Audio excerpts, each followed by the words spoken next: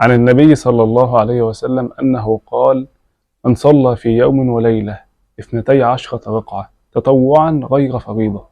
اللي صلي في اليوم 12 ركعة اسمهم السنن الرواتب، ودول غير الفريضة، غير الفروض الخمسة. 12 ركعة سنة. طب ايه اللي يحصل له بقى؟ بنى الله له بيتا في الجنة. سبحان الله على هذا الكرم والفضل والمنة والهبة من الله. بتخيل 12 ركعة بس في اليوم، ربنا يبني لنا بال 12 ركعة دول بيت في الجنة. ده احنا ضيعنا على نفسنا بيوت كتير قوي في الجنة. تخيل 12 ركعة في اليوم بس. طب تخيل لو كان الحديث بيقول بيت في الدنيا، كنت هتلاقي ناس تحرص اشد الحرص على ال 12 ركعة دول. الواحد عشان يبني بيت في الدنيا ممكن يقعد سنين عشان يبني. فتخيل بقى انت في 12 ركعة في اليوم بياخدوا مثلا 20 دقيقة تبني بيت في الجنة. وده اصلا بشرى للي يحافظ على 12 ركعة دول، بشرى له بالجنة. طب ال 12 ركعة دول بيتصلوا امتى؟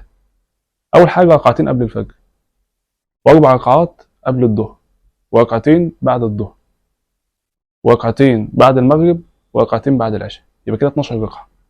12 ركعة السنة دول اللي يحافظ عليهم كل يوم ربنا يبني لها بيت في الجنة. يعني حافظت عليهم طول السنة ربنا يبني لك 365 يوم تحافظ عليهم، ربنا يبني لك 365 بيت في الجنة في السنة بس. سبحان الله. فما نضيعش على نفسنا هذا الفضل العظيم، ونحرص على هذا الخير. وبعدين سبحان الله، تخيل ان ده بس ثواب السنة، ده ثواب صلاة السنة. امال الصلاة الفرض ثوابها عامل ازاي؟ فزي ما قلنا ان اعظم عمل نعمله في حياتنا كلها هو الحفاظ على الصلاه. اعظم عمل تعمله في يومك كله انك تحافظ على 5 صلوات في وقتها في المسجد. عملت ده يبقى انت فزت في الدنيا وفي الاخره. فنحافظ على الصلاه. الصلاه هي اهم عمل في حياتنا.